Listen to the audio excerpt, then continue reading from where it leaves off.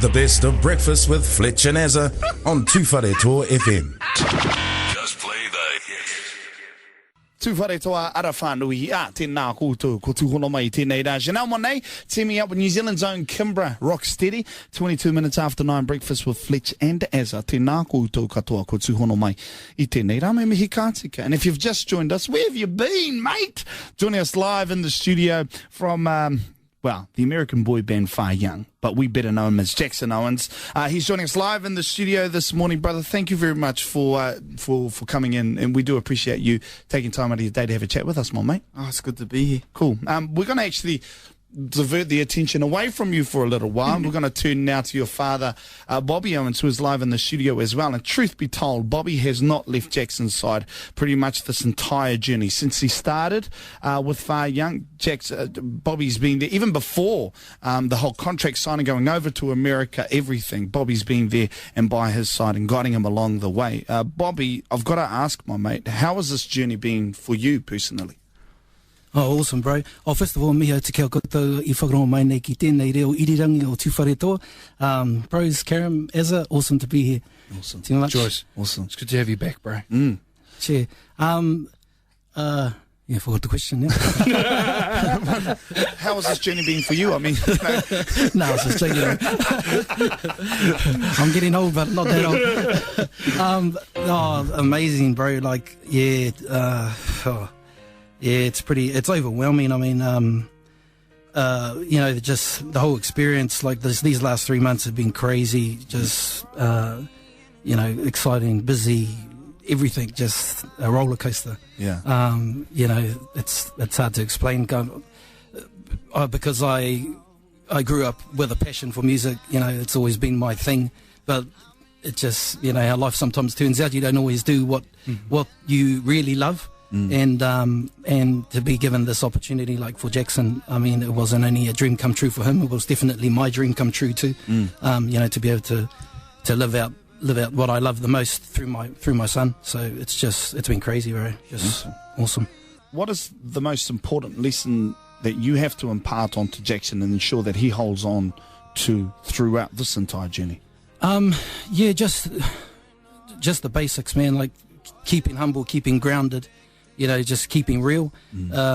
We that's one thing. I mean, we never forget, and say every day, like I say to him, but he also knows as well, and says, and you know, and replies back to me that we're always saying, you know, just wake up every day, just thankful for being here, you know, because I'm truly blessed to be doing what we're doing every day. I mean, you know, it's one thing as, you know, and Azza knows this, and you'll know this too, Karam, like as a musician, you know, it's one thing to be doing what you like, and normally with musicians, especially in Aotearoa in New Zealand, you only get to do those on the week. You only get to do that on the weekend. You still got to have a full-time job, and you know, that's why I say we're just so blessed, because I mean, we wake up every day doing music. It's living and breathing music, whether it's you know, him in the dance studio, in the recording studio, at an event singing, entertaining, performing, whatever. It's all, you know, it's all based around doing what we love the most every single day. So yeah. So what are you doing daily? Eh? Like while he's performing, rehearsing, are you usually just sitting around imparting advice as often as you possibly can? Yeah, like it became like my original part of going on this journey was just to be Jackson's guardian. You know, because he's a minor, I had to be there anyway. He had to have a parent with him, and I'm just lucky because of my experience in music and everything else. It just turned upside down for myself. I'm currently a major part in the development of the boys. Awesome. I'm not only their chaperone, because they're with me for, you know, like we start 9:30 in the morning, and we're finishing any time from 9:30 at night to 11:30 at night. Wow. And I'm with them that whole time. I pick them up in the morning, so I pick all three boys up. I take them to the studio. We do our work there. We have lunch. Then I take them to the dance studio, work with the choreographers. I'm sitting in on the sessions with the choreographers, and I'm correcting their harmonies, just making sure that their vocals are cool. So like I've got a position where I'm musical I'm basically their vocal coach as well as their all three boys guardians. Wow. Or guardian. Yeah. So the other two members of Far Youngs will officially become Owens members when? Are they already a part of the family? Well, they already call they call me their dad basically, and they got a couple of names for me, but I don't know if I want to say all that. They got this nickname. They call me Bobby Bear. I don't know what that's about. Bobby Bear, and then they call me Mr. Bobby, and they basically they do see me as a father figure, because like I'm lucky that that out of all the parents, I'm the one who gets to be with them every day. Like, I'm so lucky to do that. Yeah. But it's they when I got there and the producers Tim identified that I had talent and musically, that's why I became part of the team, because I am officially I've got a role. I've got a role there. So that's massive for me. I don't have to just sit there and watch what happens. I get to to be a part of this journey, and I get to nurture them as well. Cool. Yeah. In some sense, is it hard to kind of to keep perspective of everything that's kind of going on? Like, it sounds like such a full-on day. It's like trying to do geometry. But is it easy or hard to keep perspective of so many different integral parts of the group? Is it difficult to do? No, it's funny. It's funny because my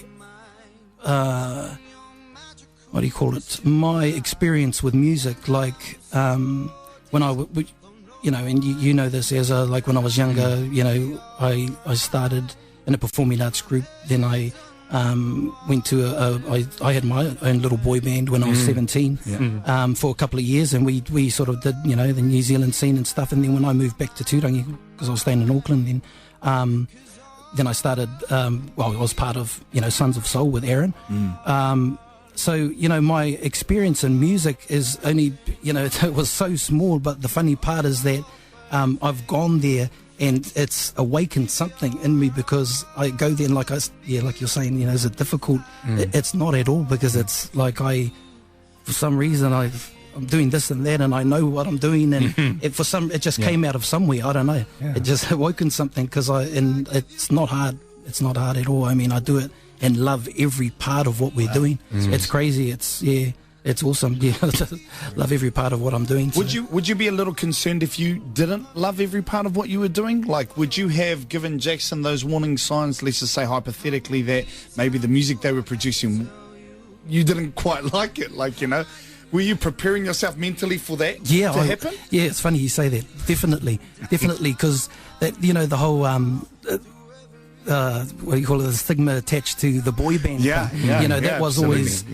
always a worry. Like when we first got when Tim and them first got hold of us in October, November last year. That was the first thing that popped into my mind. I mean, I saw my son as eventually becoming an artist, becoming a solo artist. I never saw him in the I couldn't envision him in a boy band. To me it didn't fit right. Although I knew the opportunity was huge. So that was always in my head. Like I was always like, we'll go along with this, because I knew this was the perfect stepping stone for him to grow him. He needed this. He needs this. He needs this boy band to get him to where he needs to be eventually. As a solo artist later on in his career. So I had to prepare myself, because straight away I'm thinking, oh no, boy band, poppy, dancing around, cheesy, it's all those things that pop into your mind about this whole boy band thing. But I can tell you now, like I've been there for that whole process of recording and everything, and man, it's anything but awesome. That boy band thing. I'm telling you. So what is kind of like their style and I guess point of difference to every other boy band? Especially considering Tim is synonymous with Backstreet Boys, which is very white pop band type thing. Yeah. Now with this band, this group, completely different. And Tim's whole approach to this whole thing, like Tim's, like he's recently turned 60, so he's getting older in the industry, and his whole philosophy on this group, on Far Young, was that he wanted to, before he retired, he wanted to do a group and and not to talk negatively about boy bands either, but he wanted to do a group where they had amazing talent, where they deserved to be doing music. Because you know, like with recording these days, and everyone knows it. I mean, a lot of it's manipulated.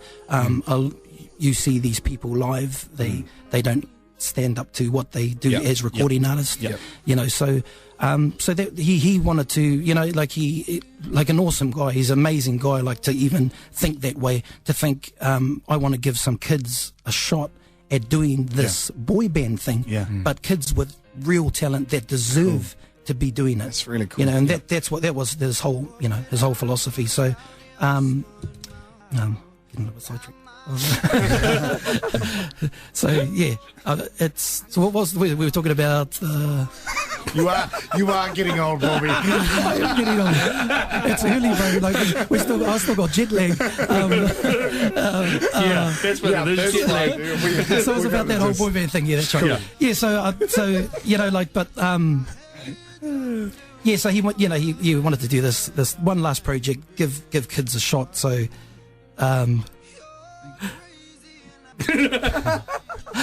Honestly, I'm tired. I forgot what we were talking about. You covered it. Right, bro.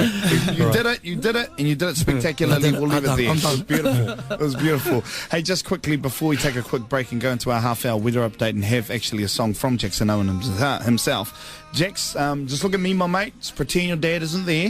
Look at me, and be honest. How has it been having Dad there through the entire journey for you personally? Dad's just, if it wasn't for my dad, I wouldn't be where I am now, but he's been like such a big help to all the boys, and all the boys know it too. They have so much respect for him, for what he does. He not only does like our music and helps us with our harmonies, and all the boys go to him and ask him like, how do you do this bit and how do you sing this and stuff. And then not only does he do that, he styles us and all these things. All the boys like it's crazy how much he does for us. They just really appreciate his help and stuff. Did you expect it to go so well between you and your dad, like through the journey? Like, you know, when you heard, oh, Dad's got to be with me this whole way, were you like going, oh man, he's gonna drive me insane? And then it kind of completely, like listening to what you're saying now, you're saying something completely different. But did you have any preconceived ideas of what it was going to be like working with your dad musically? Not really. Me and Dad really get along quite good, but sometimes I can get, you know, a bit off track, and then he's there to pick me up, so it's all good. Awesome, my man. All right, we'll talk more about Far Young music and, of course, his band members. Plus, Jackson Owens is going to be performing us a song live very shortly, in fact, just after 9:30. So, kawe hari tawhiti ki atu tēnā mau mai, koe anei ko te reo irirangi o Ngāti Tū Whare Toa.